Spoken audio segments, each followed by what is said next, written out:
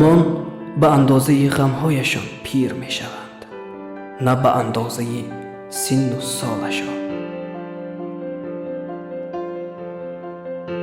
آدمان گاه گاه طبیعتاً دلگیر می شوند و هرگز نمی دانند که برای چی دلگیرند.